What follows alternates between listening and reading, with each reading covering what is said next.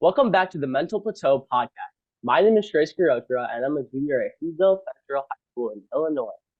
Today, I'm on a mission to highlight the importance of mental health, and we have a guest who's been sharing his learnings from his experiences and his journey with mental health. Mark, a musician, mental health advocate, and YouTuber, has reached over 35,000 views online and makes an impact on society every single day. With that said, I welcome Mark Ehlert. Let's get right into it.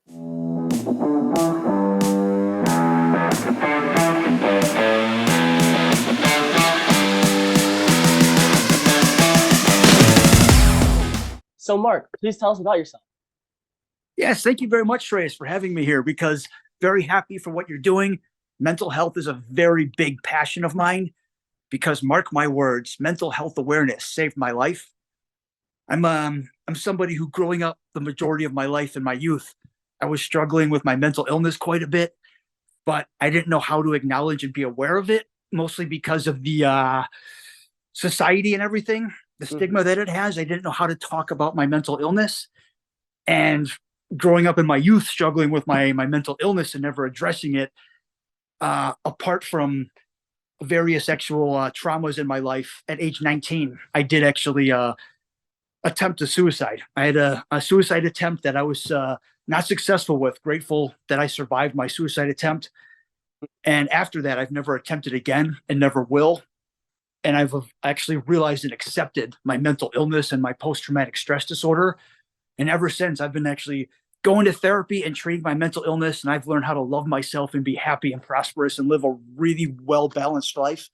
And that's why I want to share my history with people so anyone else struggling can be able to find those resources and help themselves. I love to hear that, and I'm happy to see how you were able to get over those obstacles of yours and excel from that. And one thing that you mentioned that I really like is like during the pandemic, that idea of the stigma of mental health, we really worked on that as a society. Before that, during like the early 2000s, even during the 2010s, there was a lot of stigma around mental health, but that pandemic gave us time to think and really bounce off. But clearly, you've been on quite a journey, and in my mind, it's the perfect example of resiliency and having a growth mindset. Can you share with our listeners on how this journey has made you stronger? Yeah, I really think it made me stronger because I eventually was able to realize I'm not doing well. I'm struggling with some things and I'm not happy. And so far, society hasn't been able to actually help me. I haven't been able to find a way to talk to friends or people about it. I was worried the way people would judge me. I was able to actually get over that. I was able to stop worrying about what society and friends and people would think about me. I was able to dig into myself, dig in and realize something's not right. This is not good and I'm not happy. I need to figure this out.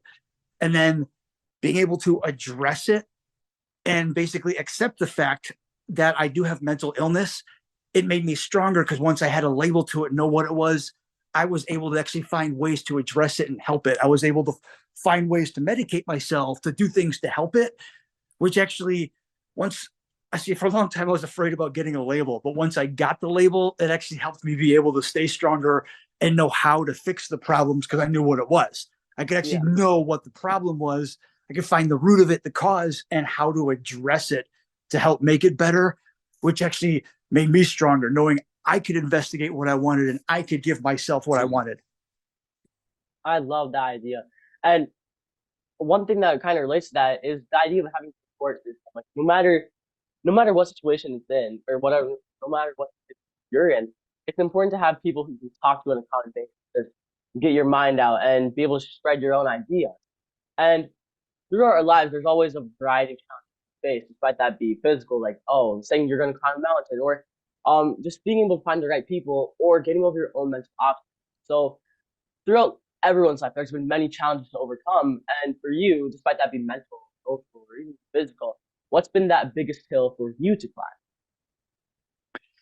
So the biggest hill, it all comes down to mental Mm-hmm. because even though I had, so after my suicide attempt, to be completely honest, my suicide attempt resulted in a traumatic brain injury that also resulted in total blindness for the rest of my life.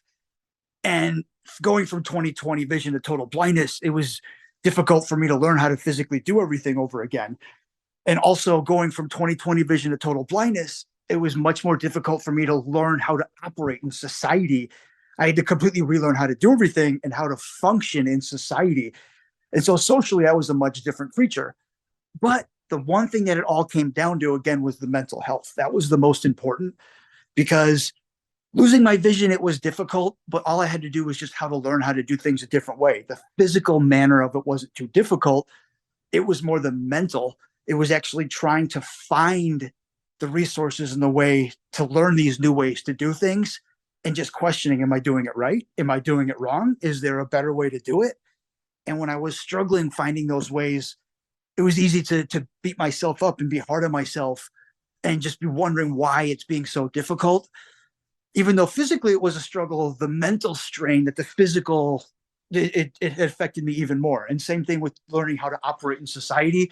It was difficult, but when I'd come home from doing things or being social, it made me mentally just really wonder how I operated, how I acted, how people judged me and how they watched me, or if I did things the right way or not. So even with all the changes, it all actually mostly came down to the mental. The mental was the thing that actually affected me the most, which is why over years I eventually realized I needed to address my mental health because it was really deteriorating for a period of time. I really agree with the idea because it's important to have a strong mental foundation in order for us to focus on things outside of ourselves. And one thing that I noticed in yourself is how you're so adaptive. No matter the issue that's presented to you, you were always able to bounce back and excel from that. So, considering that you've faced a variety of challenges and you're always adapting, how has that concept of acceptance influenced your life? And how have you tackled the obstacles you've encountered? And what's your take on speaking up? So acceptance is a really, really big thing. When my mental illness or when my suicide attempt first happened and my vision loss happened and everything, I really didn't want to accept everything that came with it. I didn't want to accept I attempted suicide. I clearly have some mental illness going on. I didn't want to accept my vision loss.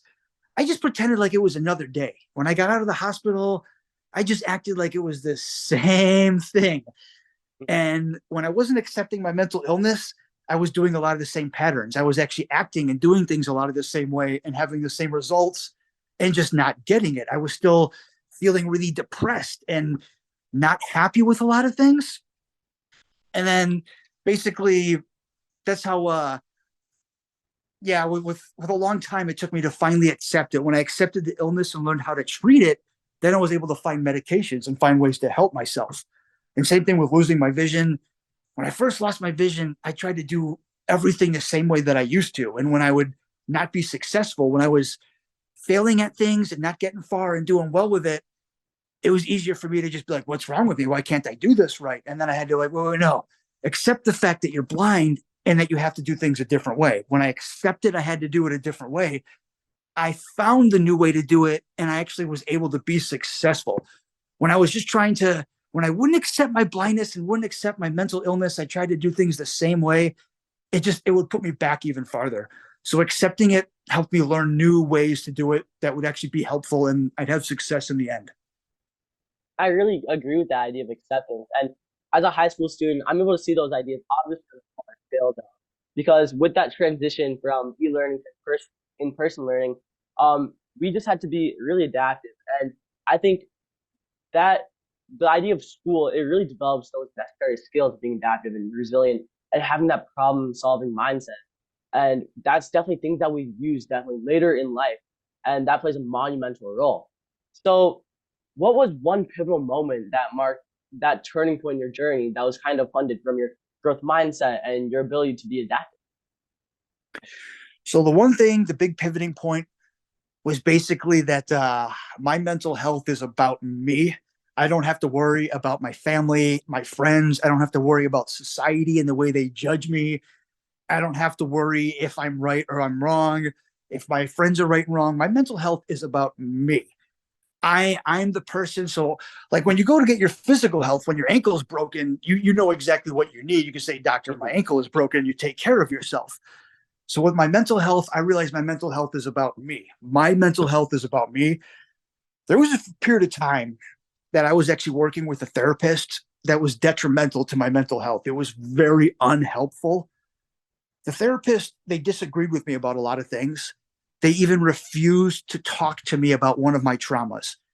There was something that happened at one point in my life that was very traumatizing, and they disagreed with me, and they personally supported the person who traumatized and did these bad things to me. They were personally friends with them, and they would take their side. So they would refuse to talk to me about some of my personal trauma. So it made me think I was wrong. It made me not want to go to therapy. It made me feel just uneasy. I didn't like it. I felt like I was being basically told that I was wrong, and that even though it was about my mental health, I was being told to think a certain way and do things a certain way. And I realized at one point, this is my therapy. This is about me. This is what I need. I chose to go to therapy because I need to talk about stuff I need to talk about. And my therapist refusing to talk to me about things and having a biased opinion, I didn't think that was fair. It wasn't fair to me as the client. So that's when I realized, you know what, I love myself and mental health is about me. I was able to cut ties with that therapist and basically tell them I no longer needed their help. And I personally did some digging around and found my own therapist. And once I found them and we connected well, is when I actually grew the most and was able to utilize therapy in a good way. Because for a couple of years, I hated therapy. I didn't want to go to it just because someone else had a biased opinion. They wanted to argue with me about things. And I didn't want to be told I was wrong in therapy and be told what I can and can't talk about. So I was able to know my mental health is about me, and I did this for myself. That's great to hear, and I'm happy to see that you've been able to develop such a beneficial relationship with therapy. And that really highlights that other idea that you shouldn't really let people suppress you, no matter what stage of life you're in. It's always necessary that you leave no stone unturned when you're mentally organizing stuff. It's important to have a clear mindset so you can process things the right way. Um, and processing things is really important when you're trying to understand the highlights of your life or also points where you need to work on yourself personally. So, what's been those highlights of your life, or what's been that one achievement or single thing that you've been most proud of for yourself? The one thing that I'm most proud of is that I was able to accept the fact that I have mental illness. I have codependency and abandonment and rejection issues because of my youth growing up. Basically, with my biological mom, when I was 5 years old, she walked out of my life, and my family would never talk to me or tell me who or where my mom was. And they wouldn't talk to me about the abuse that happened in my childhood. So I was already traumatized as a kid. And so I felt like the whole world just didn't love me. I basically felt unloved. And I just really, all I ever wanted to do was just make other people happy. So they would just come back and actually show me that they did love and care. But the thing I'm most proud of is I accepted the fact that that was a mental illness, that it was codependency and abandonment and rejection issues. I'm most proud of the fact that I was able to learn how to love myself and know that I don't need other people in my life. 9 years ago, I found out about some things about my life and about my background I didn't know about. And I was able to actually cut ties with some people that were very narcissistic and abusing me and taking advantage of my kindness. And I was able to cut ties and basically move into this apartment right here by myself. I cut ties with my family basically and moved into this apartment and been able to survive and live on my own just because I learned to accept the fact that I love myself. I just, all I needed to do was just learn how to love myself and do the things that make me happy.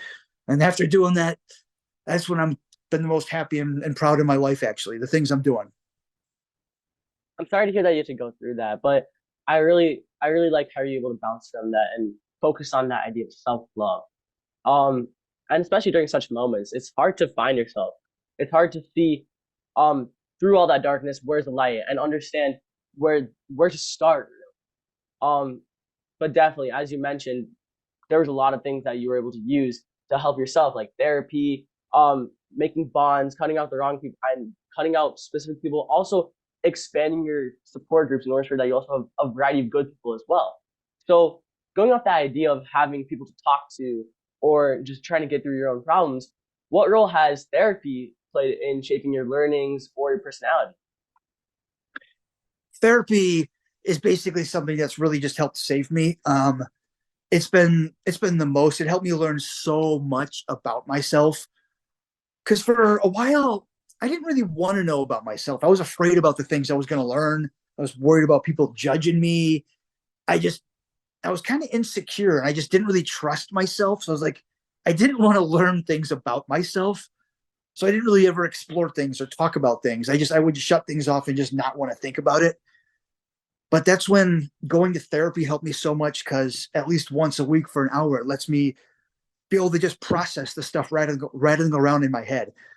Because I would always have a lot of thoughts circulating around in my head and I just didn't know how to process or what I felt about it. I would just bury those thoughts.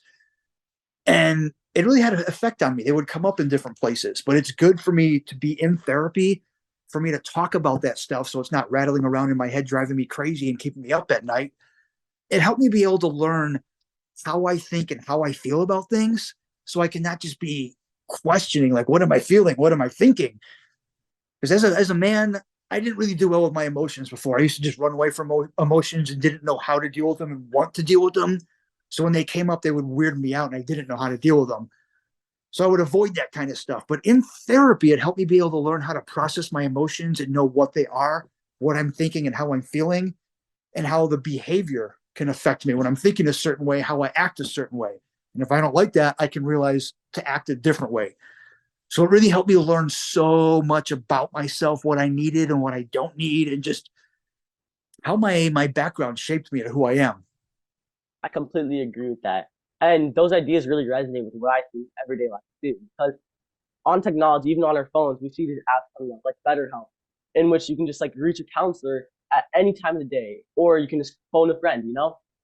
And we even see those resources in academic settings too, because now in schools they're implementing such things like social counselors, which are available for every student. So these forms of therapy are starting to spread in every part of our life, and that's really beneficial for all of us because, as we said, as you said, um, we're definitely against avoidance. Confrontation is the main solution.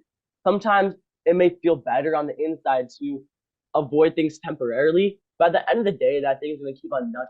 So, as you said, for you, therapy definitely played a large role in helping you work on yourself and understanding your feelings and emotions. And that same thing is something that we see on the outside world as well, and it's definitely a beneficial thing.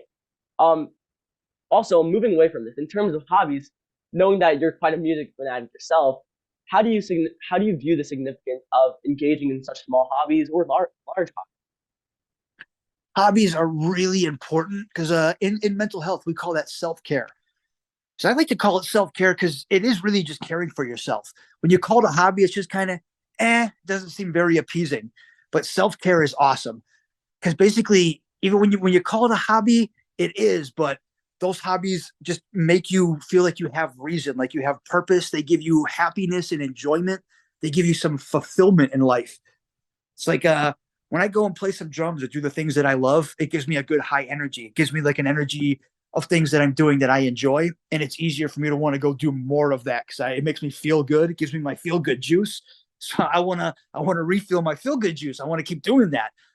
When you don't have hobbies and you don't have things to do, all you want to do is refill your juice, but you don't know how to. Basically, you're just sitting on the couch, like, I want to feel better, but I don't know how. You're like, I can go do this, but what's the point? When you don't have hobbies, you have low energy and you feel like there's no reason to go do anything.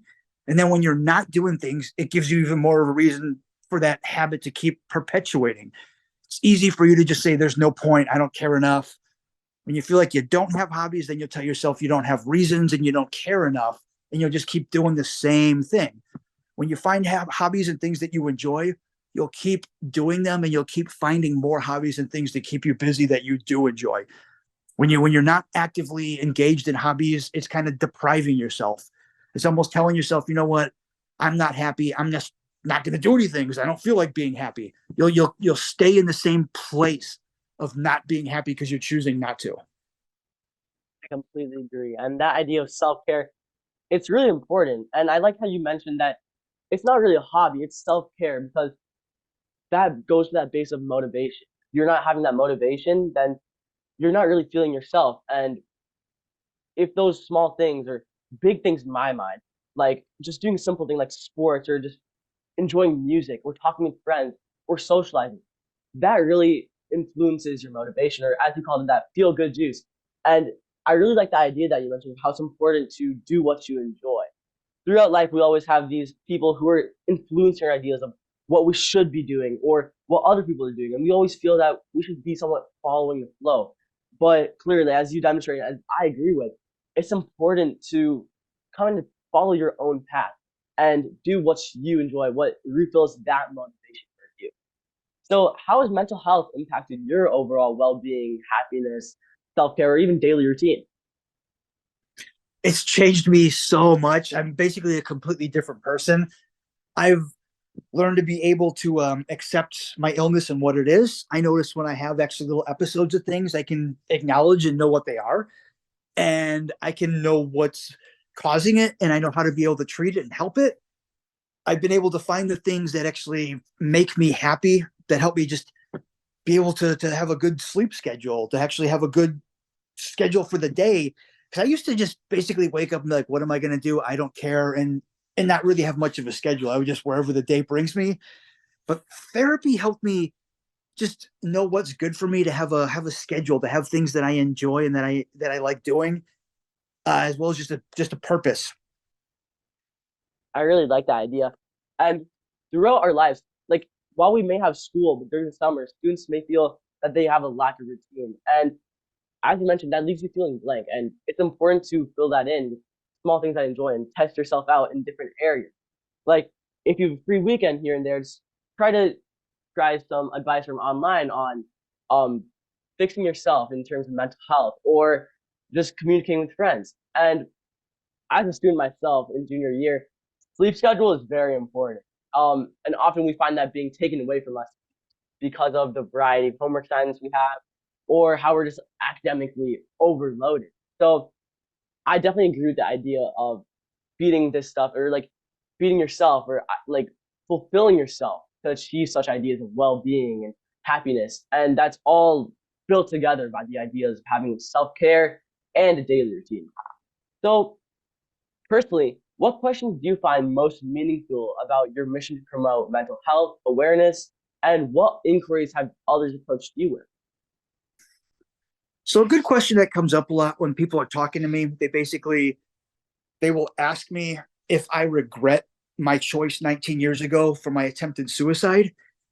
And it goes both ways. I regretted it quite a bit because that day suicide was not what I was trying to do. I didn't make the mental conscious actual choice that I'm trying to die. I didn't realize what I was doing. I didn't realize the day it happened, this is suicide. I'm trying to kill myself. I didn't think I'm trying to go. I basically thought I'm trying to do something that actually to show people that I'm hurting and that I need help. I want to do something to show people that I want to be loved. I want to do something to show people that I want them to care about me, and I want people to feel guilty and have regret. So basically, doing a, I have a lot of regret for what I did because I didn't make the realization that what I was going to do was going to change my life forever.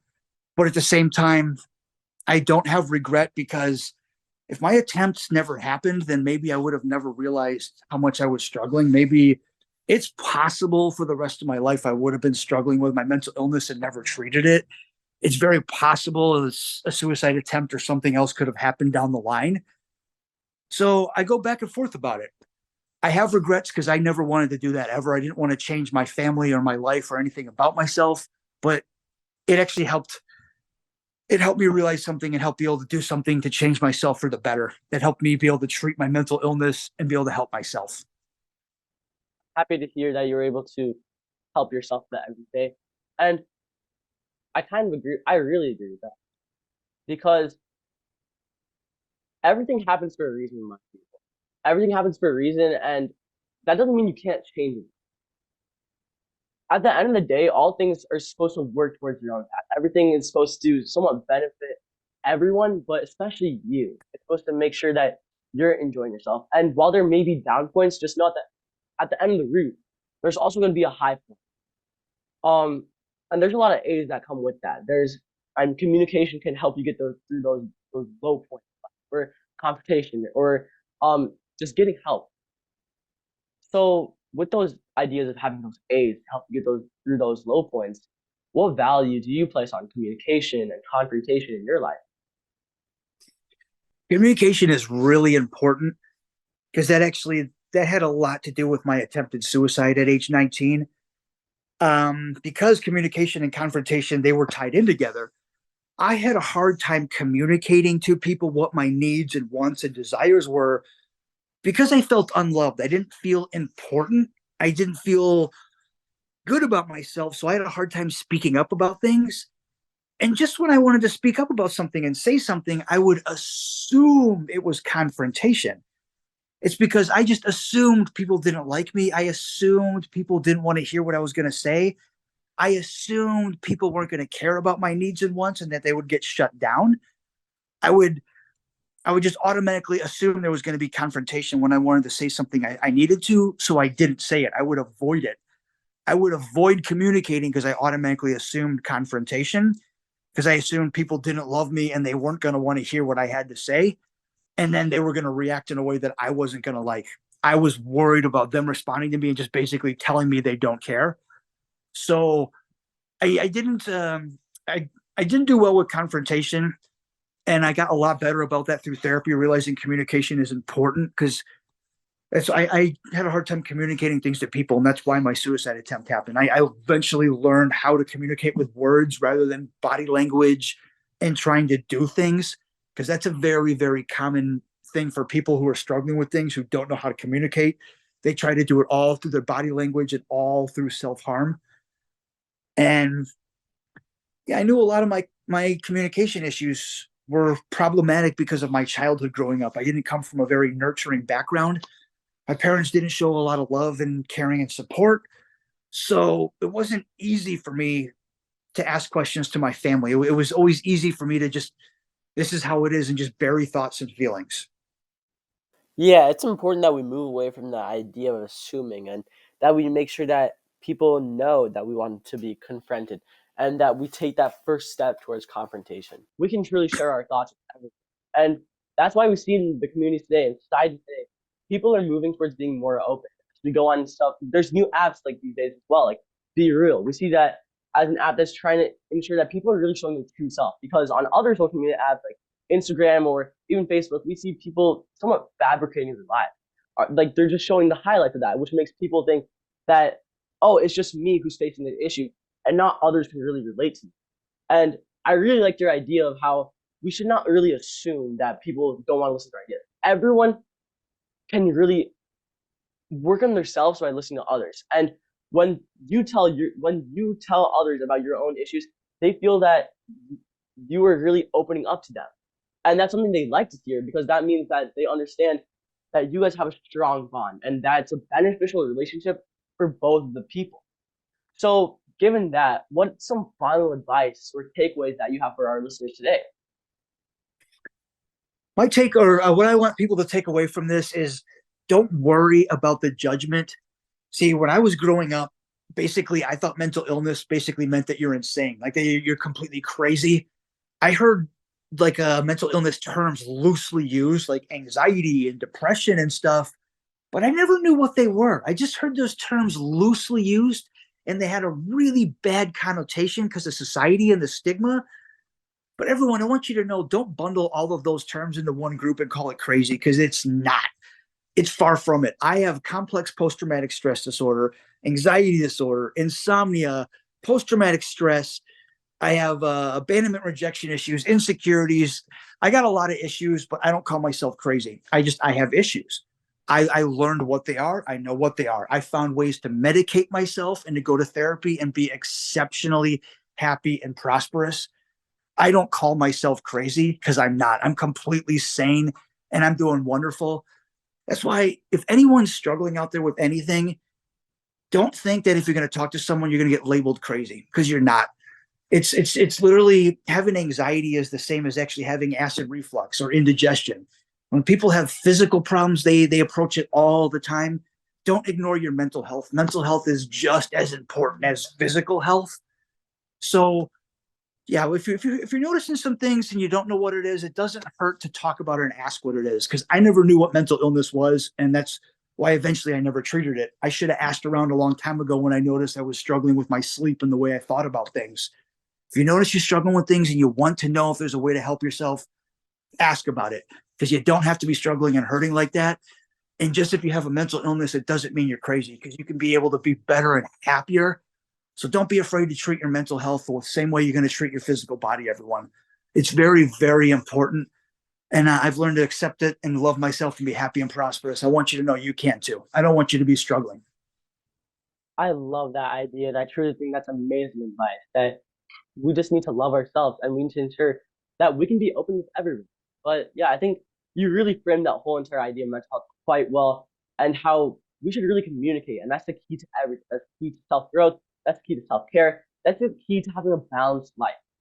But overall, Mark, I truly cannot thank you enough for not only sharing your time with me, but also with the rest of the audience. Sharing your story here today allows for people all around the world to understand that they're not alone in the obstacles they encounter and that there truly is support in every single corner. I really enjoyed discussing with you, and I was inspired by your ideas of self care and confrontation and voicing messages like yours. We're towards the missions of not only the Best Plateau, but also bigger nonprofit organizations like Community Right as we change the world through service in every single way. Once again, Mark, thank you so much for your time and the messages you gave. And overall, remember, stay healthy as a whole. Mental wellness plays a role. Thank you.